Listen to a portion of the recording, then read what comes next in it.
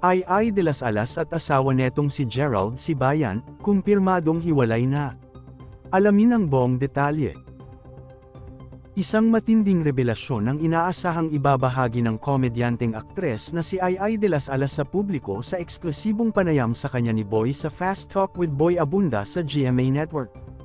Ang nasabing panayam ay may kinalaman sa usap-usapang hiwalay na sila ng kanyang asawang si Gerald Sibayan.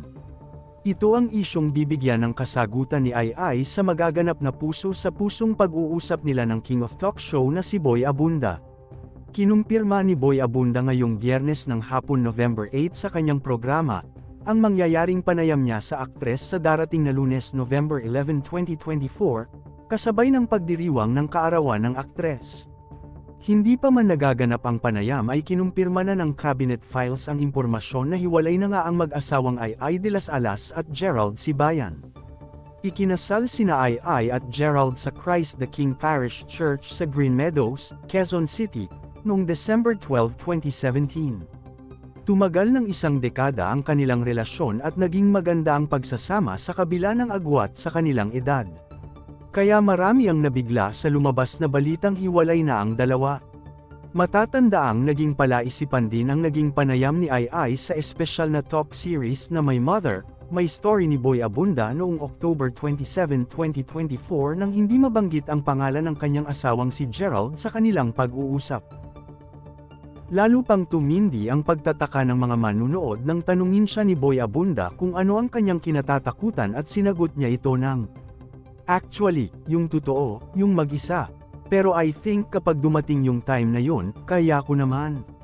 Dagdag pa ng aktres na kung ano man ang ihihingi nito ng tawad sa kanyang sarili ay ang payagan nitong masaktan ang sarili ng ibang tao.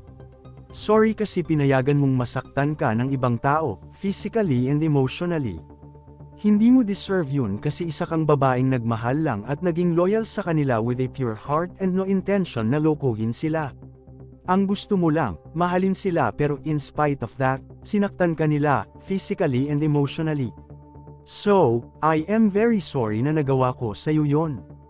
Hindi ko na ulit gagawin sa'yo yon. Hindi ko na uulitin and I am very sorry." Tila patungkol sa kanyang asawang si Gerald ang mga binitawan nitong salita lalo pat nabanggit nito na isa lamang siyang babaeng nagmahal.